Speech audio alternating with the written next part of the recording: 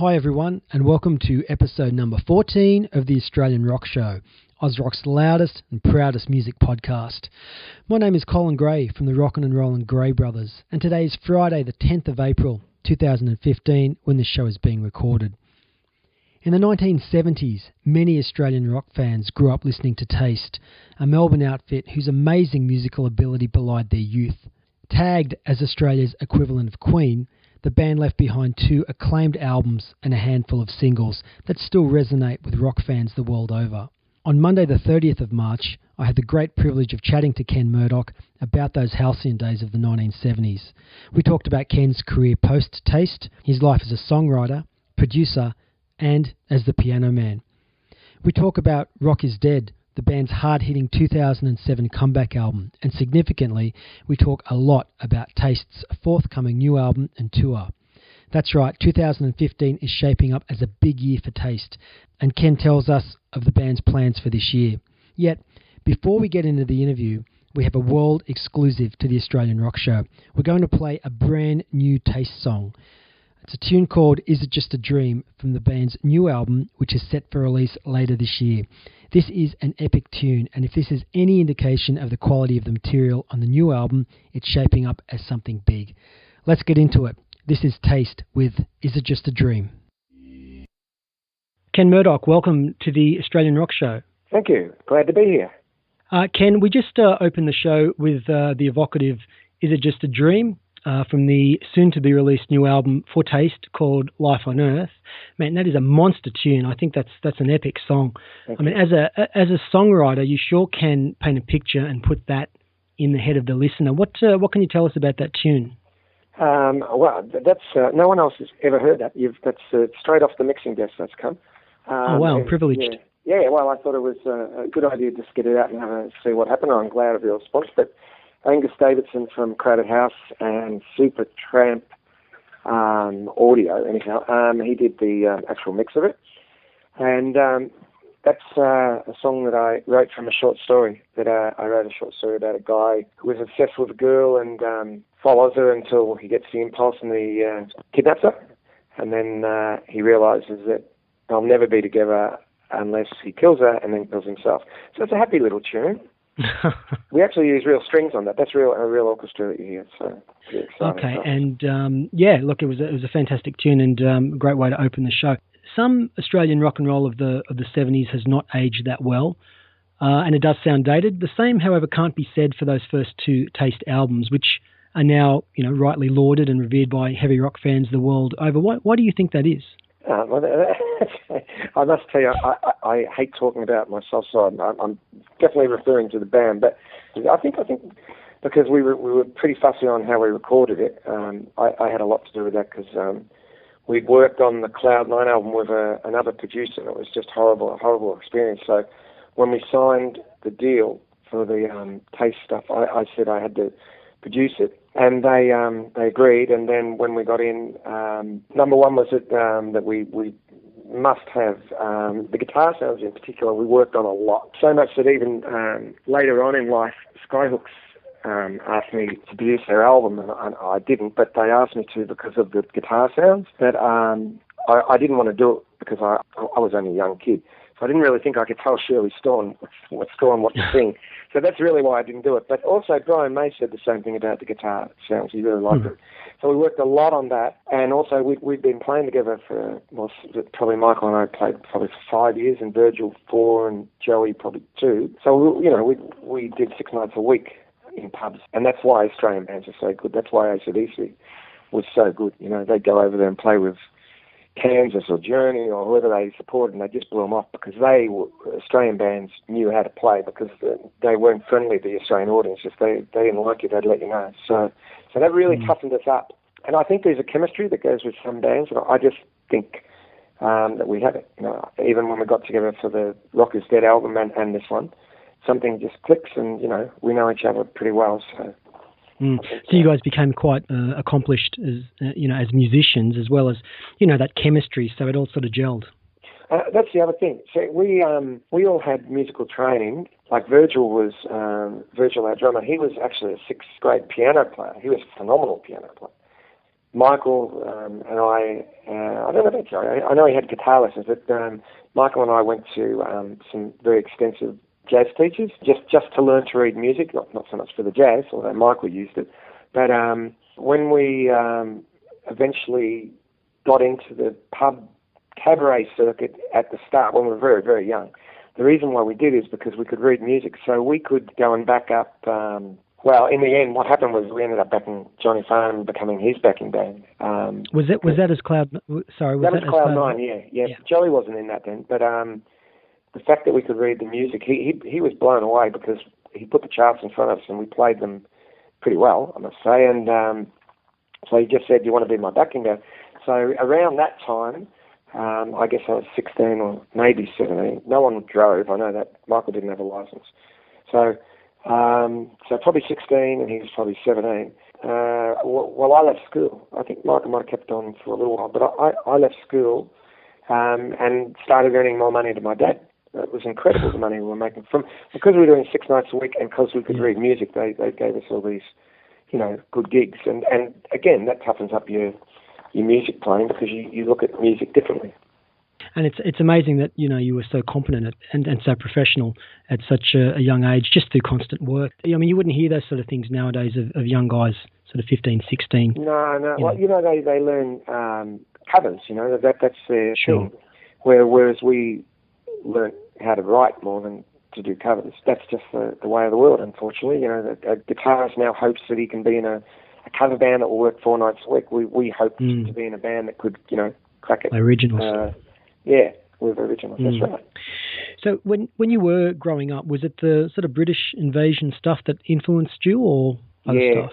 Well, I love the Beatles from the word go, but the Who really were the ones that changed. Pete Townsend had a big effect on me. Big effect. Really, when Pete Townsend did Quadrophenia, that was the album that I reckon changed my life, because that's when I really started to read lyrics.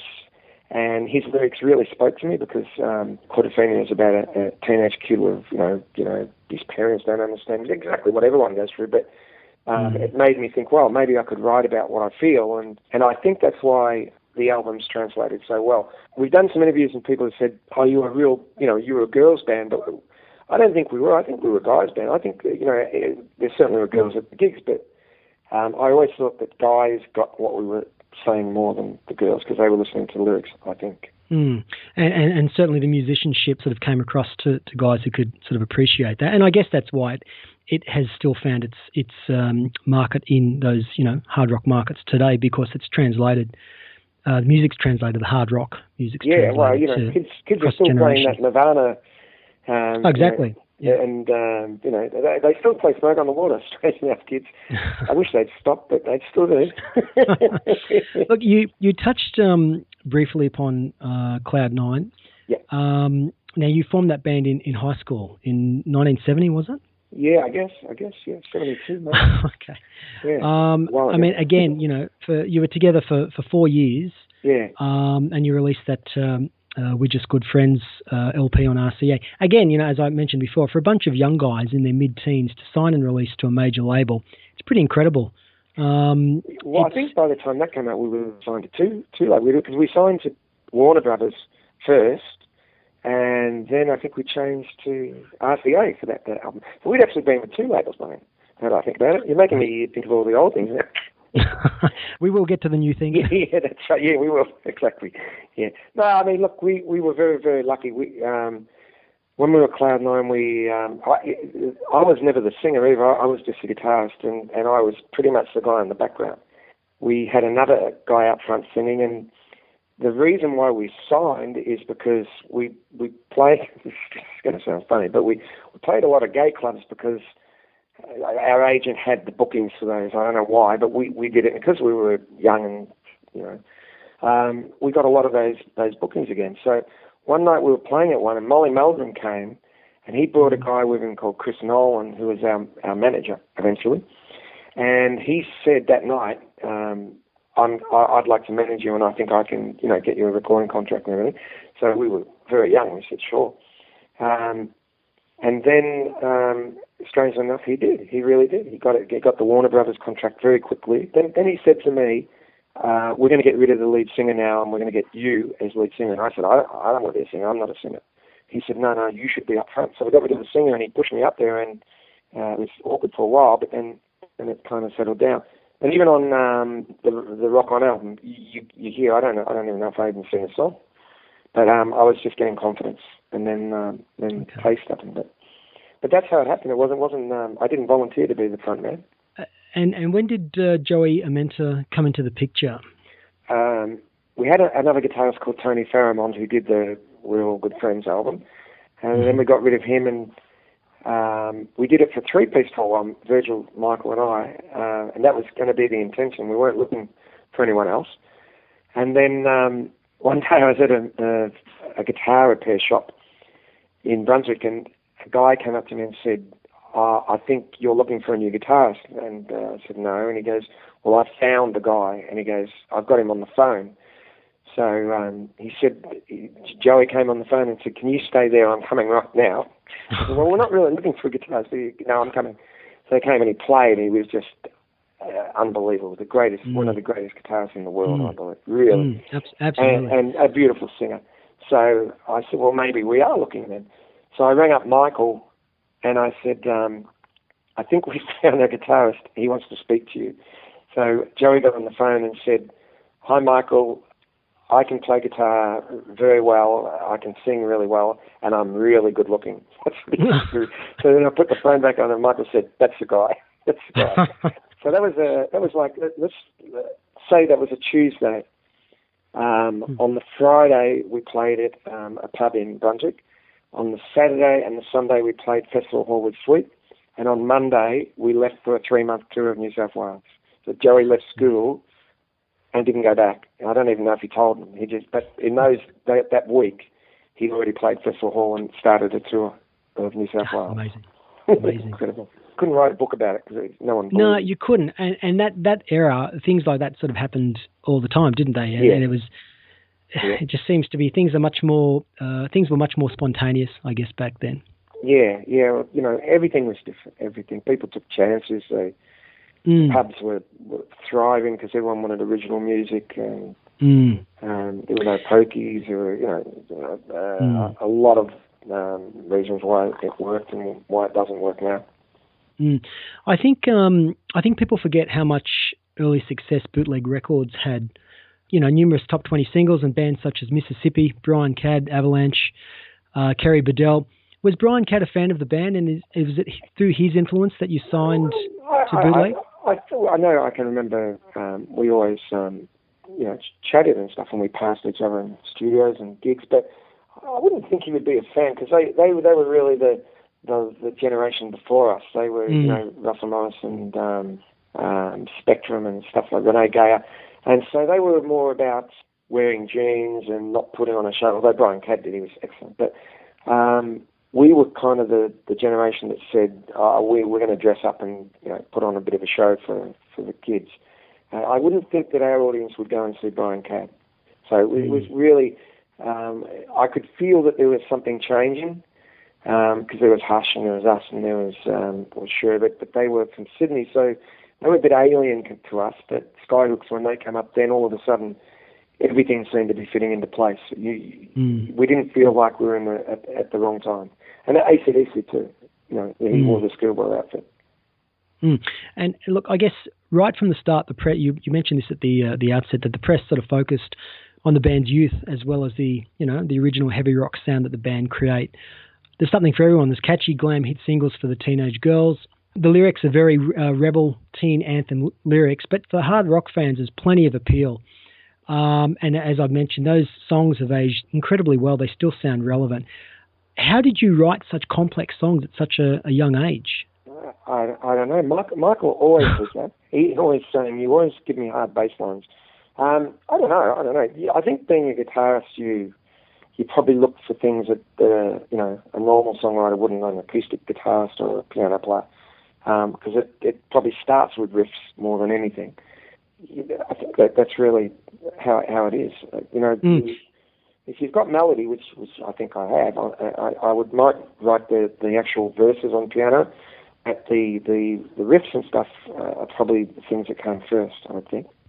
I mean, it is odd, sort of looking back. If we can just sort of shift a little to the role of radio. And I was talking to someone the other day of the role of Countdown, but we'll stick to radio because I guess people forget that each city or each state had their own radio stations and their own charts. It was all very distinct. It was all very regional, meaning you could release an album, get airplay in Melbourne or Mildura, but not, say, such a great push in, say, Lismore or northern New South Wales. So as a result, bands could enjoy regional success in certain areas of the country, but not others. Outside of Melbourne, where did Taste enjoy most success? Adelaide, we were very popular in Adelaide, Tasmania, and then after that, Sydney and Perth. But the first album, it was those other three states, and then the second album cracked Sydney and Perth. But that's right. In Sydney, it was 2SM, and in Melbourne, it was 3XY. And they were not related at all. I think they weren't even owned by the same parent company, because the 2SM in Sydney was owned by the Catholic Church, if I remember rightly. That's right. So cracking one state didn't mean that you would crack the other. No. Even with Countdown, which gave you national. And so Sydney took a little bit harder, so we went over and worked there a lot. And then eventually started getting airplay. But, a band from Sydney could come to Melbourne and they would just be nothing, I guess the same. Yeah, very, very territorial. And I sort of alluded to that analogy of, going back a bit, the old Speedwell and Northern Star kind of syndrome, because it very much was like that. Yeah, well. I remember going to Melbourne and it was very foreign. A long time ago. But all that's changed nowadays. But Sydney bands, Melbourne bands, certainly enjoyed different levels of success in each state. Yeah, and there was a different vibe. Sydney didn't seem to have a pub scene, whereas Melbourne really did. Sydney, we played a lot of dances and that sort of thing. I don't remember, or they had RSLs, but I don't remember playing any of those, really. I remember playing a lot of dances. And in Melbourne, I remember playing a lot more pubs. So, and then, of course, then the good thing was eventually 3XY or 2SM would throw a big festival concert at Festival Hall for just to celebrate their radio station, and all the Australian bands would be on it. So we did that a lot for them, and it was great. You'd play Festival Hall, and then you'd be off to the Walter Matilda Hotel afterwards. Still staying in that sort of period. The second album, the Nights of Love album, released in '77 with more single success, with the Boys Will Be Boys single reaching number 14 on the charts. Yet, for many people, it's the ballad Rebecca that tends to be the song that people associate with Taste, with the image of you at the piano etched in their minds. What is the story behind that tune? If I remember, I think I wrote that when I was about 14. I can remember writing it when we had the other singer. But I didn't give it to him wisely, and then we didn't do anything with it until that second album. I think because the first album is very guitar orientated, the second album has got a bit more guitar, piano. So and I didn't really think that I sang it well enough to do it. So I gave it to Joey, and he did a great job. Everywhere we play, even when we did the 2007. Reunion tour, that was we got a lot of requests for that, so we did that on that tour. I mean, look, there's so many great songs on that album, and it's lots of progressive heavy rock songs. But I'd like to play a tune off that album, which is my favourite tune, which is "Long May Love Reign." Man, it's a great chorus on that. What can you tell us about that track? I wrote it on the piano. I can remember that. I think it was the first song that we rehearsed when we started doing the new album. And I liked the way that the last word of each line that I would sing would be the start of the line for Joey to sing. So I thought I was very clever when I did that. But I got to tell you, the Taste Remastered CD, which we've just released, which you can get at, may I say, on our website, www.taste-music.com. That's the only song that's not on it. Oh, really? Sorry to do that to you, but that's okay. Something had to go, and that was it. Maybe the next compilation. I think it might be on if you bought the album within the first week, you got an extra disc. I think it might have been on that. I'll have to see if I can get you a copy. Let's cut to that now. This is Taste with Long May Love Reign. Okay, and that was Taste with Long May Love Reign. I mean, look, Ken, domestically, Taste played with many of your contemporaries Skyhook's, Sherbet, AC/DC, Team G, and Hush, to name but a few of those bands. And you mentioned some of those before. Yeah. For many people, this era of Australian rock and roll was the halcyon days. Do you have any specific memories or stories from playing with any of those guys? Oh, none that I could tell you. I can mention names. No, but, well, that's the thing, in those days, I don't think people believe you, but, AC/DC would play at your high school in those days. And also, like, say, for example, Sherbet and Us, or Hush and Us, or TMG and Us, you would tour Victoria and New South Wales, and you might do, 40 dates, and you would play every country town. Any country town on that map would get a look in. There would be no, the band's too big to go for it. Everyone realised that would help with sales. So we spent a lot of time together. Ted Murray was a very, very, very good friend of mine there. And he had his birthday party at my house. But so we had lots and lots of fun. But AC/DC, I can remember one thing it's probably one of the few things I can mention is that when we came back to Melbourne from one of the two, AC/DC and Pace, we did Countdown together. And so we hadn't seen him for a couple of days. And I'm walking down the corridor, and Bond's walking the other way, and he's smiling his head off. And I went up to him and said, why are you smiling so much? And he pointed to his mouth and went, new teeth. So he's got some new teeth. So the band must have had some success to pay for his new teeth. Yeah, but most of the stories are untellable. But AC/DC go through a town, you'd go to a party and there'd be girls just lying all over the place. It looked like a hurricane had come through. The town hall in the local town was the venue, so young people got to say. That doesn't happen anymore, No. And so many town halls are just unused. Yeah, that's true. I think, if I remember rightly too, that the promoters were, local kids that took a punt, and, it wasn't like an agency would take you through. They'd ring up the town and find out who did the local dance and then give them a call and see if they wanted to do it. So you're right. Some of those, town halls held thousands of kids, And I guess you touched upon the tour with Sweet earlier on. You also supported Suzi Quatro, who I guess in the mid-'70s, both those bands were at their peak. Similarly, what are your memories of those tour supports? I don't have anything at Suzi Quatro, but I do remember with Sweet, as I said, Joey had just joined the band, and we were still very young. There was a big thing for us to do, and I remember that we were waiting on stage to do the sound check, and the bass player came and patted us on the head like we were little dogs. Nice. They did treat us rather badly. And I also remember that the singer, Brian Connolly, was out in his limousine shooting heroin, which in those days, man, that was that was totally unheard of. That was like something only jazz musicians did. And I think in the end that got to him. He had to give up music, I think. But they weren't very nice people. But, Okay. No, that Status Quo they were great. We toured with them with Texas when I was in Texas. They were fantastic guys. Francis Rossi was really great. What tour was that? I'm guessing about 78, 79. They were huge, I remember that. I think it was Rocking All Over the World tour. And they were really big, really, really big. And Francis Rossi plays the same Telecaster as I do. And he asked me, does it get heavy and hurt your back? And I said no, because I was a lot younger than him. And he suggested I carry a broomstick at the back of my neck for about 8 hours a day. That's what he did, he said. So I think Francis Rossi might have had a little bit too much cocaine, I think. But they were pretty famous for that. But they were great guys, really, really great guys. I guess people often make musical comparisons between Taste and Queen. Yet that aside, Queen certainly played a role in the Taste story, a connection which led to a planned US tour support. Can you go back to April 76, Ken, and comment about the Queen connection? It must have been an incredible time. Yeah, we were on tour in Warrnambool. The way we got to meet them was because our manager, Chris, used to work for Warner Brothers, or WEA.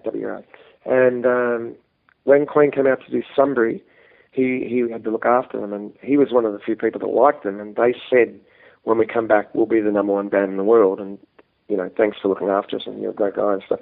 So when they came back, and they were #1 in the world with Night at the Opera, Chris said to me, we're going to go and see the concert. We didn't have tickets or anything. I was like, well, I don't know how we're going to do that. He said, I'll just ring them. So we got into our Ford 350 truck, because that's the only transport we had. So we drove all the way back to Melbourne, on a hope that he could even get through them on the phone. So he rang them and at the Southern Cross they were, and I heard them screaming, happiness that Chris had gotten in touch with them, and they said, of course you're coming to the concert. And so Chris said, yeah, of course, so we'll go. So we got there and we had front row seats. And then when the concert was over, he said, now we'll go and meet them. So in the end, we did go backstage, and Freddie Mercury, the first thing he said to me was he couldn't believe that he didn't have any power to his hairdryer. And his dressing gown looked better than anything that I'd worn on stage. Incredible guys. Brian May offered me a can of beer and opened up the biggest road case I've ever seen full of beer. I said to him, is that yours? He goes, no, that's for the roadies. Like these guys, they never live. So then they said, of course, you're coming out to dinner with us. And by this stage, I just, sure, whatever, let's do it. So they hired the whole of Maxine's in Toorak, not the cheapest place in the world. And it was just us, Queen, Chris, myself, and their tour promoter. And we really got along really well, especially me and Brian May. And so he said to me, come to my my hotel in the morning and play me your album. We hadn't even released Tickle Your Fancy. We only had a reel-to-reel of it. So I took my reel-to-reel player down to it, lugged it down. It wasn't like MP3 players. And he heard it, and that's when he said, I love the guitar sounds. It's fantastic. So by then, Freddie Mercury had said, if you ever want to come to America, we could organise a tour with you guys. But financially, an Australian band, unless they're really lucky, we're not in a position to fly to America on the whim of support. So that didn't happen. But when we released Boys Will Be Boys, we sent it to them, and they used to play it as part of their music before they went on. So they were very supportive. And then they mentioned this, Seymour Stein from Sire Records, that he should get in touch with us when he came to Australia. So he did. He came to a gig, which I'm guessing, but I think it was something like the Manhattan or the Matthew Flinders. And then I remember he came to our manager's house, just me, Chris, and Seymour Stein, and he said, you guys are going to be signed by Sire Records, and, you can get ready and we'll start touring and stuff. And it was incredible. It really happened quickly, really quickly. But unfortunately, as things happen with bands, we had a fight with our manager and broke up and got a new manager.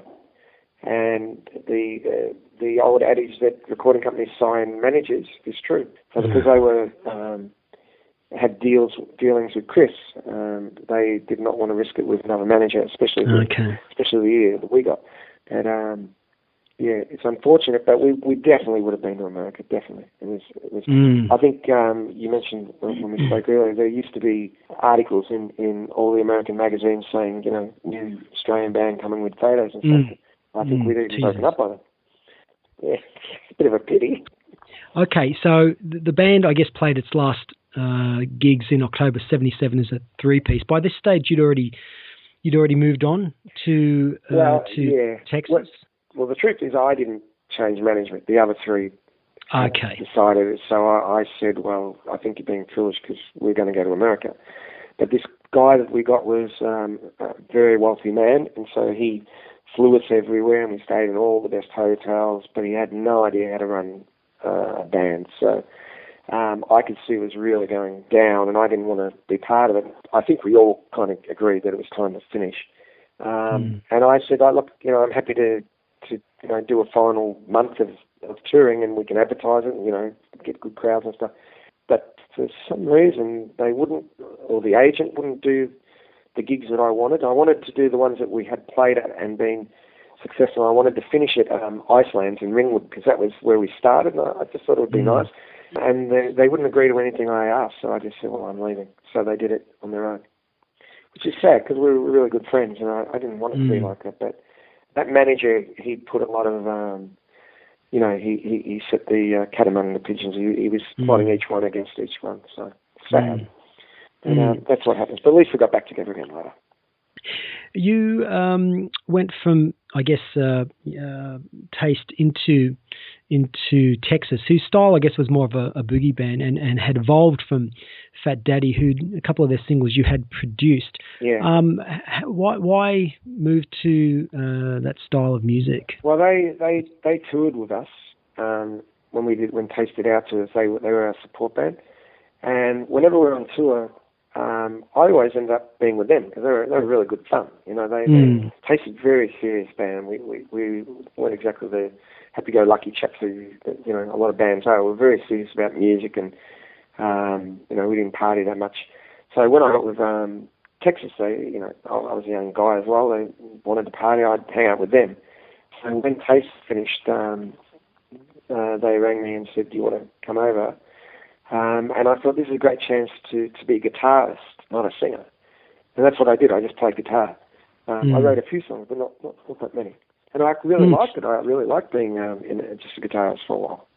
I mean, there's some great tunes on that Reel to Reel album. I think, you know, particularly I Won't Say No is a great sort of hard rock tune. But there's other tunes on that, like I Want to Dance with You in Sweden.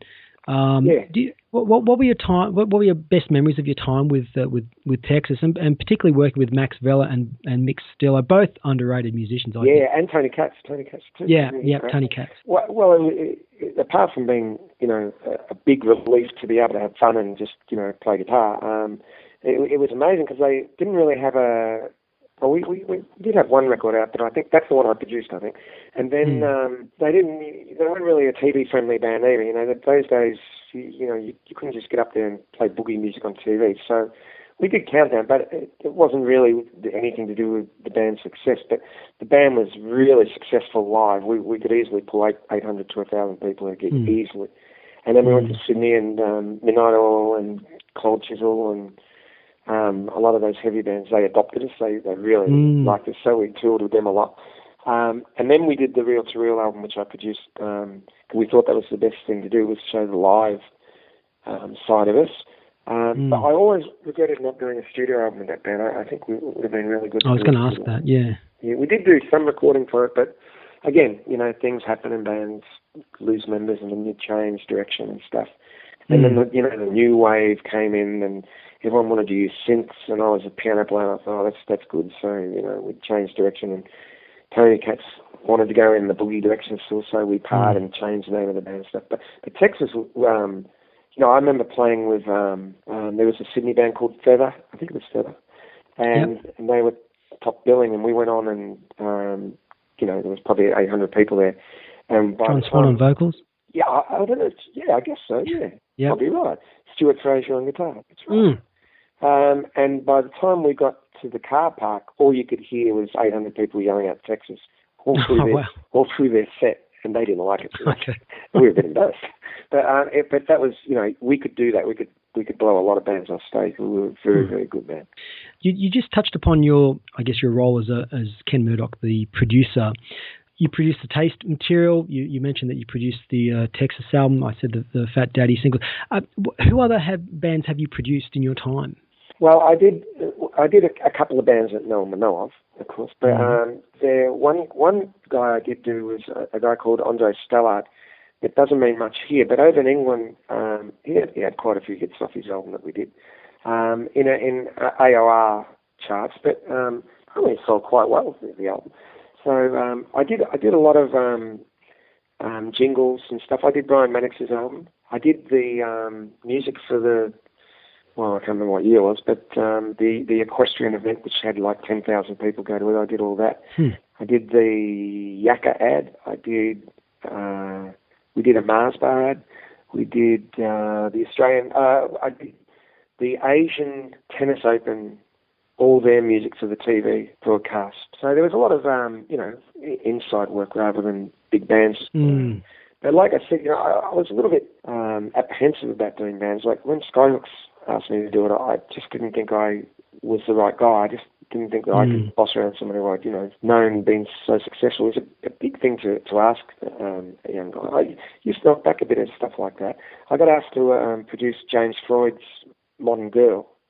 Okay. And I knocked that back too. I tell you the one thing I do regret. A guy came up to me at Bombay Rock and said, I really like your voice. I think we should write songs together And I said, I don't write songs for other people, and I walked like very arrogant in those days.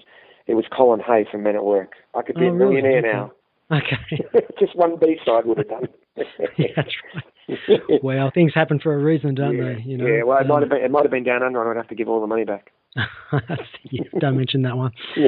Look, you touched upon that part of your career, where you've sort of transformed yourself from, I guess the hard rock of bands like, Texas, and then you moved into post-Texas. There was it the Torpedoes who evolved from Texas, Primal Tears, etc., etc. Yeah. But then you've niched yourself as a piano player who plays countless corporate functions, all the main clubs around Australia. It's basically your thing, isn't it? Outside of taste. That's how I make my living. It's amazing because people know of you in that role, but they have no idea of your background in taste, isn't it? It's like the twain never meet for some people. Yeah, no, that's true. That's very true. When Primal Tears was going really well, and again, we were pulling, good crowds, 600 people, 700 people, and we got signed, well, nearly signed, to Mushroom, and the Uncanny X-Men stole our drummer, and there was a big kerfuffle with Mushroom about what we were going to do, and I said I wouldn't go on with it. I just said that's it. I'm really disappointed in the way things are going, and the music business was not as trustworthy as I thought. So I quit. I said I'm not going to do any more. I'm not doing any more original stuff. So I stopped, and then I went and worked in a music shop for a couple of years. And then just by chance, I got offered a piano bar on a Tuesday night. Who worked on a Tuesday night? So I said, all right. And it went nuts. It was right at the boom of the piano bars, and I started doing it 5-6 nights a week. And then I just kind of developed a reputation as being the piano guy. So then we moved into the more corporate things, and I do a dueling piano bar with the comedian Marty Fields. And that's we do all the casinos and a lot of interstate work. So it's been really good, really lucrative, and very enjoyable. And I guess your songs, if you put your songwriter hat on for a moment, your songs and lyrics in particular, they're far from the standard cliche rock lyrics. I mean, you, as I mentioned at the start of the interview, you really can paint a picture with your lyrics. What inspires you as a songwriter, and has there been sort of one song in particular that you've written that you look back on fondly, or a personal highlight for you? Well, like I said, I think Pete Townsend really made me change the way I wrote. And Greg McCain too, because he made it about home. Although there's not a lot of reference to Australia in my songs, I still kind of write about what I think we feel rather than, well, this would be good to go in America or anything like that. But I think the song that I'm most proud of is "Breathe," because that was for my brother who died of cancer, and it became the theme for the New South Wales Cancer Council. Rock is Dead won the rock section of John Lennon's songwriting in 2009, I think it was. So that was pretty exciting too. There's been a few. I won a South Pacific songwriting contest with a song called "The Loving Kind." It's called "The Loving Kind." So, these songs have at least shown that they've got merit. It makes me happy. I mean, you touched upon "Breathe" there, which I think is a beautiful tune, and it's. You mentioned it was a tribute to your brother. Look, it's a very powerful song with very evocative lyrics, and the more I listen to a lot of your tunes, the lyrics that are painted in my head, they're very, that to me is a quality sort of song. And look, as I said to you, before, there's so many people who are affected by cancer. I don't think anyone doesn't know anyone who's not. That song speaks to most people, so it's quite a fitting tribute. Yeah. I'm really proud of it. My brother's children, obviously it means a lot to them too. And when we did the Taste Reunion, we had a video backdrop for his song. And when we did "Breathe," my brother would come up on the video. Okay. And my kids, his kids had never seen that. So when they were at the concert and they saw that, they, all started crying. It was lovely. And we went on and did it on one of the Channel 10 morning shows because they had Daffodil Day for cancer, and so we went and did a show of that too. So the Rockets Dead album was interesting because it was interesting to see if we could do it again, and it worked really well. I had a little bit of trouble with convincing the engineer that we wanted to sound different to everyone else. That's why this album we've done really ourselves, because the engineers of today, they have a box that they have to stay within, and it has to be loud and all has to be even, all has to sound the same. So it took a while to get the guitar sounds, because he wanted to give us the guitar sounds of Green Day or something. I forget who it was then, but I was saying, no, we want the AC/DC sound. It baffled him. He couldn't understand why. Why would we want that? Joey has his own sound. He should have been listening back to those old Taste albums, not Green Day. Exactly true. Exactly. Well, that's right. The engineer should have, yeah. So, but the new album is, well, if you like lyrics, you'll love this album, because this album is, lyrically, I think, some of my better work. It's really good. Yeah, I mean, you touched upon, obviously, the reunion there. Now, there was an attempt to get the band back together in 94, wasn't there? At Called Apart? Yeah, I think that's right. You're right, 94. We've got a promoter rang us and said we're having a 70s show at the Calder Park, and it's going to have Santana. I'm not sure if Fleetwood Mac was on it too, but there were some big acts, Alice Cooper maybe. So they said, do you want to do it? And then Virgil was overseas, so we had to get in touch with him, and he came back at that stage. And I remember that we rehearsed, and they paid us quite a large deposit for the show. Okay. And then we didn't do the show. So I think we were the only person who actually got paid. And it was probably not a bad rehearsal rate, I can assure you. It was pretty good. So, but that kind of set a little bit of a flame in my heart. I thought, when we get together, it kind of works again. It took a while to get to the next stage. Again, we got together to do the countdown shows, what we're going to do. So we got together to rehearse. I imagine it was just one song, maybe two. And then we thought, well, maybe we should do a little tour just of the old songs. And I said, well, I've got a couple of new ones. And then we did those. And then we forgot about the old stuff and decided to do the new album, Rock Is Dead. And then we didn't do the countdown show because there was a problem with money and a few other things. They wanted me to do the singing out front with the backing band, not us. Okay. And I wouldn't do it. So, but I don't know if that's such a bad thing. I think that nostalgia thing can sometimes, I think Rock Is Dead benefits from us not doing it. Oh, absolutely. I mean, the Rock Is Dead album, I mean, it has some amazing tunes on it. From the anthemic Hello, Can You Hear Me? The title track, Rock Is Dead, Sanctuary. The muscled-up reworking of Same Old Story. I mean, these aren't 70s-sounding hard rock tunes. These are world-class, original, heavy rock tunes with an emphasis on melody. And, as good as anything that you hear sort of internationally, and I had read that the album had done well, was quite well received in the traditional heavy rock markets, particularly in Europe and Japan. Yeah. It did get a foreign release, didn't it? Yeah. Germany was mainly the area. America...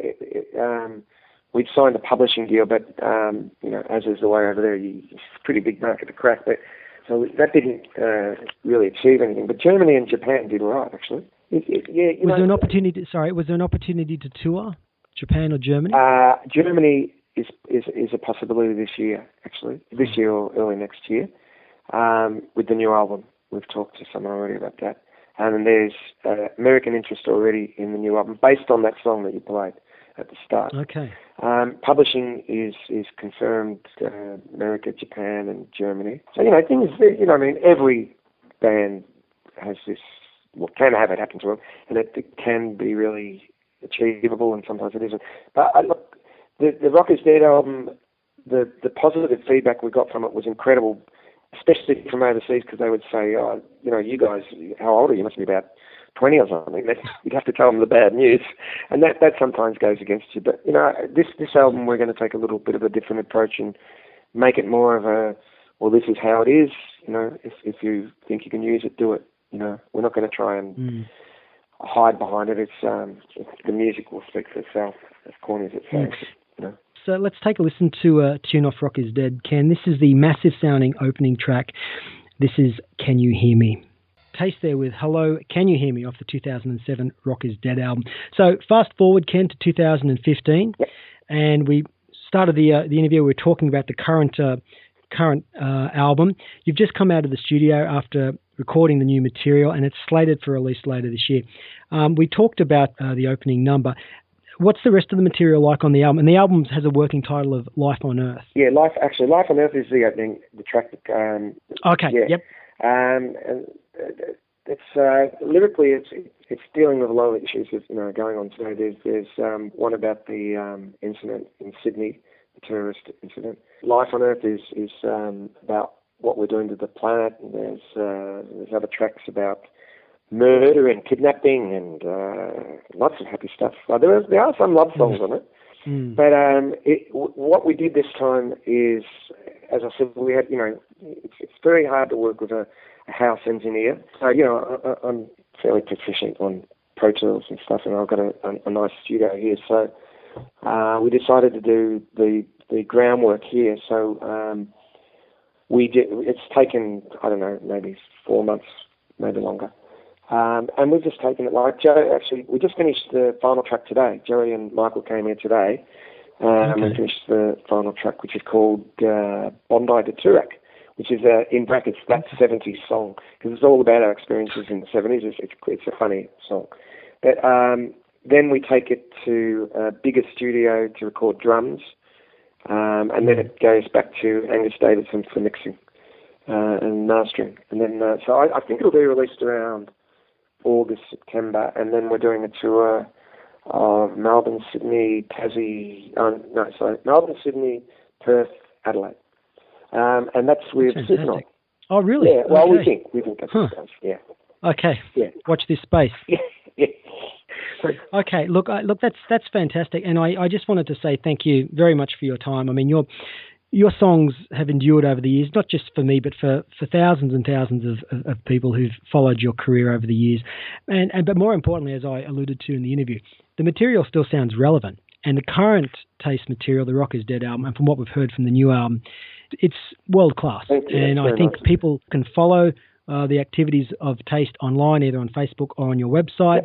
So it's shaping up as a big year, 2015 for Taste. So please. Also, once the album is released, that will probably go through all the normal online avenues like iTunes and stuff. But if you want Rock is Dead or the remastered first two albums, except for your favourite song, you can get it again, as I said, www.taste-music.com, and there's T-shirts and stuff there too. Terrific. All right, Ken, look, before we go, every guest on the show gets to request an Australian song. It can be one of yours, or it can be a song by an Australian band that has a meaning for you. Anything you'd like to select? Well, I am a follower of your podcast. Is that what we're calling it? Nice. And I know that this happens, so I've had a good hard think about this. And I thought, well, Eagle Rock is a killer. And then I thought, well, hang on. Mike Rudd is, in my opinion, a genius. Oh, yep. I believe if Mike Rudd was in America, he'd be revered, up there with Van Morrison or anyone like that. Just a legend. So I thought, I'll be gone. And I said, no. The song that does it for me is Truganini by Ben Noel. Because it's a strange choice, but the sound is just so incredible. The production is, I think, them at their peak. And I've done so many gigs with Ben Noel where, live, no one could touch them. They could, blow everyone off. And Truganini, the lyrics are just so poignant, and just the whole feel of the song is just so Australian, and so that's why I've gone with that. So excellent. I hope you've got that in your library. We have that one. Look, thanks for your time today, Ken. Here we go out with Midnight Oil and Truganini. Thank you.